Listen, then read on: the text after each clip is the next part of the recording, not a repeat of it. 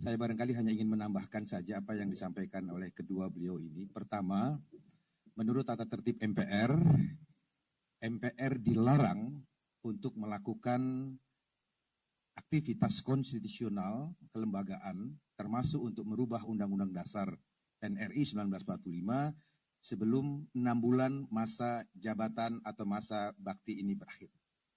Sekarang menuju 1 Oktober, kita sudah tinggal kurang 4 bulan. Jadi sudah kurang dari 6 bulan. Maka sudah pasti MPR tidak dapat merubah konstitusi dalam periode sekarang ini. Yang pertama. Yang kedua, kami menyadari bahwa tuntutan masyarakat sebagaimana yang tadi disampaikan oleh Dr. Bambang Susatyo tentang pensikapan terhadap Undang-Undang Dasar hasil perubahan di tahun 2002 yang lalu, ada 3 kelompok masyarakat yang mengatakan pertama, perubahan Undang-Undang Dasar 45 di periode 99 sampai 2002 itu kebablasan. Maka mereka mengatakan tidak layak lagi Undang-Undang Dasar NRI 1945 ini disebut sebagai Undang-Undang Dasar 1945 karena perubahan yang sangat fundamental. Maka mereka mengatakan ini Undang-Undang tahun 2002, bukan Undang-Undang Dasar 1945. Lalu reaksinya mereka mengusulkan agar kembali kepada Undang-Undang Dasar yang asli.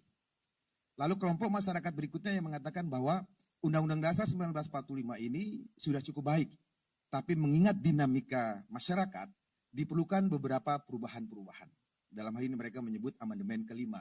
Satu diantaranya teman-teman DPD RI yang mengusulkan tentang positioning DPD RI dalam kelembagaan legislatif di Kamar Parlemen Indonesia. Terakhir berkembang usulan yang mengatakan bahwa bangsa ini perlu kembali memiliki apa yang dulu di zaman Bung Karno disebut konsep pembangunan nasional semesta berencana, di zaman Pak Harto disebut garis-garis besar daripada haluan negara, dan di era Pak Bamsud memimpin MPR sekarang melalui Badan Pengkajian diusulkan adanya pokok-pokok haluan negara. Kembali wewenang itu dimiliki oleh MPR. Nah, yang ketiga mengatakan Undang-Undang Dasar ini sudah cukup baik, ya, hanya tinggal pelaksanaannya saja. Gitu.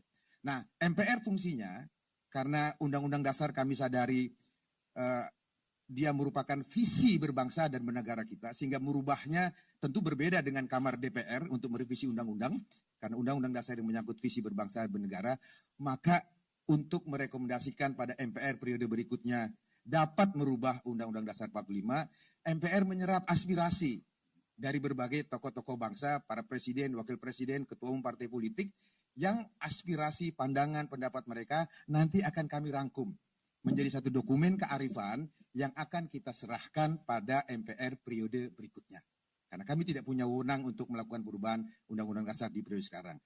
Benang merah yang tadi kami tangkap terakhir diskusi dengan kami, dengan Pak Muhaimin dan seluruh yang hadir di sini, bahwa sebaik apapun Undang-Undang Dasar atau peraturan perundang-undangan itu disusun, tapi tanpa semangat penyelenggaraan negara kekuasaan yang baik, tanpa semangat penyelenggaraan negara yang baik, untuk berdedikasi kepada bangsa dan negara, pasti undang-undang itu, apakah konstitusi itu atau undang-undang, pasti ada celahnya. Bahasa Pak Muhaimin ada lubangnya. Karena undang-undang itu adalah produk manusia, pasti ada unsur-unsur khilafiyah di dalamnya.